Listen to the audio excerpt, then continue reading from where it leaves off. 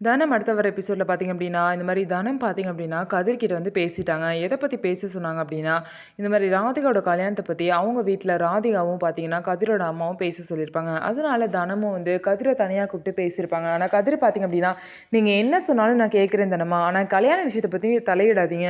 தயவுசெய்து புரிஞ்சுக்கோங்க. இனிமேல் நீங்கள் கல்யாணத்தை பற்றி தான் பேச என்னை கூப்பிட்டீங்க அப்படின்னா, நான் வரவே மாட்டேன் அப்படின்னு சொல்லிட்டு பார்த்தீங்கன்னா, ரொம்பவே மனசுடைஞ்சு போயிடுவாங்க. கதிர் பார்த்திங்கன்னா, ஆசையாக தனம் வந்து தன்கிட்ட லவ்வை சொல்ல போகிறாங்க. நம்ம எப்படி அவங்கள லவ் பண்ணுறோமோ அந்த மாதிரி அவங்களும் நம்மளை லவ் பண்ணுறாங்க, அதை சொல்ல தான் கூப்பிட்றாங்கன்னு சொல்லிட்டு அவ்வளோ ஆசையாக வந்தாங்க. ஆனால் அப்படியே வந்து ஏமாந்து போயிட்டாங்க. இதனால பார்த்திங்க அப்படின்னா அவர் ரொம்பவே அப்செட்டாக இருக்கார். அவங்க அம்மாவே வந்து நேரடியாக வந்து இந்த மாதிரி கல்யாண விஷயத்தை பற்றி பேச வந்து வராங்க. இருந்தாலும் நான் தான் ஏற்கனவே சொல்லிட்டேன்ல, எனக்கு ராதிகாவை கல்யாணம் பண்ணிக்க இஷ்டமே இல்லை.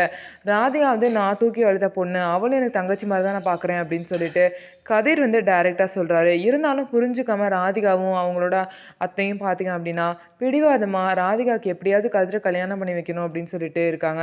ஸோ இதுக்கப்புறம் என்ன நடக்க போகுது, எப்படி இந்த பிரச்சனையெல்லாம் மீறி கதிர் தன்னோட லவ்வை வந்து தனம் கிட்ட சொல்ல போகிறாங்க, அதுக்கு தனம் வந்து என்ன ரியாக்ஷன் கொடுக்க போகிறாங்க அப்படின்னு சொல்லிட்டு வெயிட் பண்ணி பார்க்கலாம்.